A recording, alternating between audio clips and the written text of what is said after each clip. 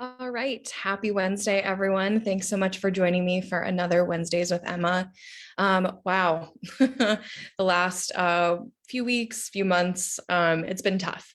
So we're going to take a little bit of a change of pace today, and we're just going to talk about some self-care because I know that I've been checking the SCOTUS blog every morning, every Monday and Wednesday to see when Supreme Court decisions are going to come down, and that is stressful. So we know like school lunch funds are expiring at the federal level, and we're dealing with a lot of crazy stuff up at the state house, and we're all over the place. There's a lot of things going on, and I think a lot of us could just use a good step back, deep breath, and really think about self-care. And I think, as I said a couple of weeks ago, it's important to know when the time is to time to rest, because resting is not quitting. It's just kind of rebooting the system, as you will. So we know that we're not going to stop coming, and we're not going to stop showing up and doing the actions that we need to do, but we definitely have to take care of ourselves. So we know that activism can be exhilarating, but it's because of what we're doing is so important. And what makes us great activists is our level of empathy too. And so because it's also super draining, we can also struggle with activist burnout. So you can also experience activist guilt as well, which is really feeling guilty for taking any time away from the struggle while others are suffering.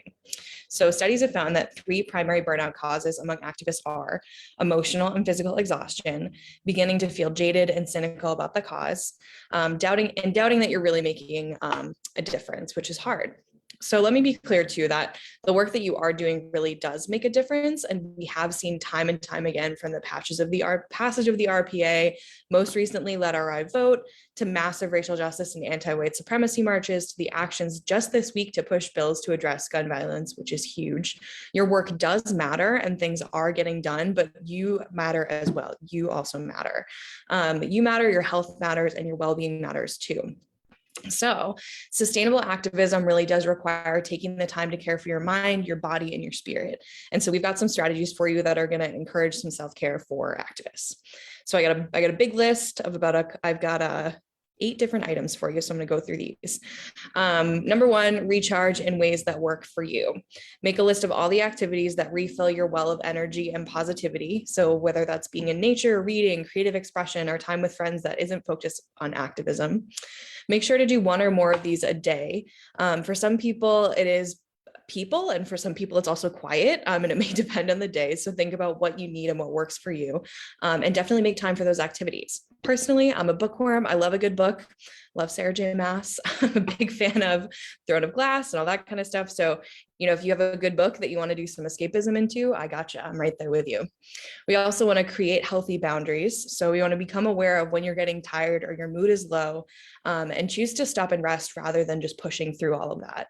As we say, it's a marathon and not a sprint. And this culture change and transformation we're working toward is going to take time as well. So that's super important. Also, practice mindfulness. So research does show that mindfulness practices like yoga, tai chi, meditation support sustainable activism and helps prevent activist burnout. Simply taking a moment to pause, to breathe slowly and deeply can shift your state of mind and help you refocus. If you're not into yoga, that's okay. You can also listen to some soft music, take some deep breaths, or go for a walk. Sit on the porch, listen to some birds, take a walk around your neighborhood, just something to get out of your stress mindset and refocus. Also, you want to, this one is super hard for me too, but develop a balanced relationship with media and social media.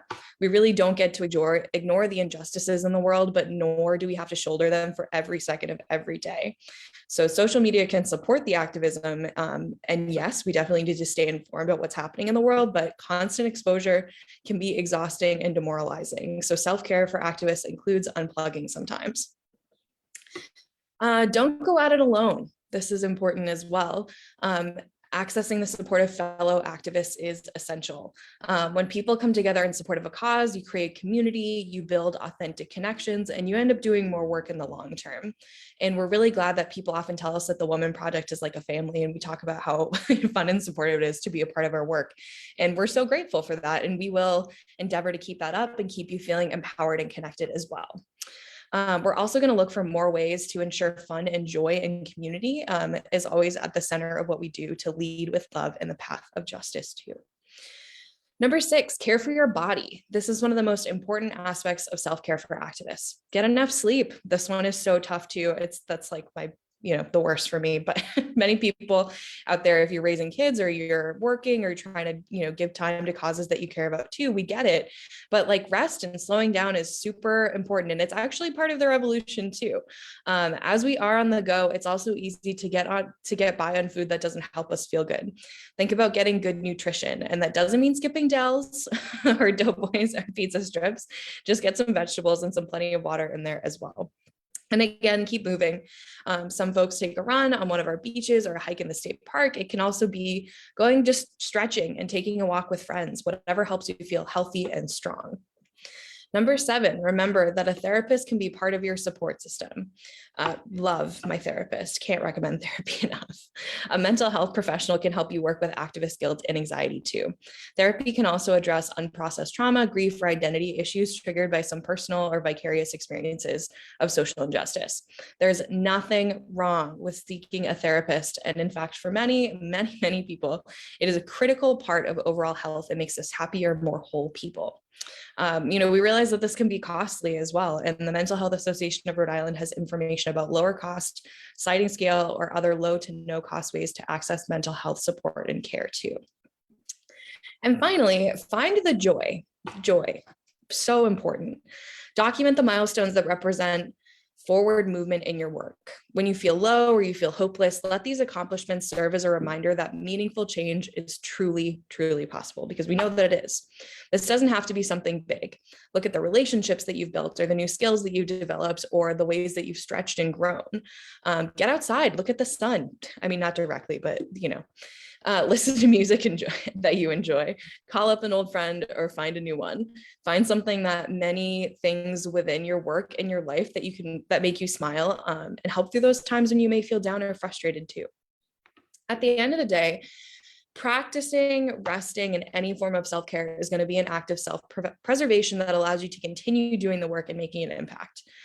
So please know that by resting, you are not betraying anybody, you're not betraying the movement, you are not betraying your commitments to racial and reproductive justice, but you are giving yourself permission to take care of you and to be able to be there with us for this in the long haul. And we are so grateful to work with you, each and every one of you, every single day. We know that together we are and we will make a very positive difference in our state and beyond. I really hope that this helped you kind of rethink your relationship with your own activism and yourself in a way that's going to make us be more whole and healthier and happier. The fight for justice is hard. I don't need to tell you that, but it is hard. And man, we are lucky to be fighting for what's right. So let's make sure that we can keep doing it and keep being there for each other. And thank you all so much for everything that you do. We're going to be in touch soon. And go have some fun, get some sun. It's beautiful out today. As you can see behind me, it's nice and bright and sunny. Get some sun with some sunscreen and take care of yourself. We'll be back next week. Thanks.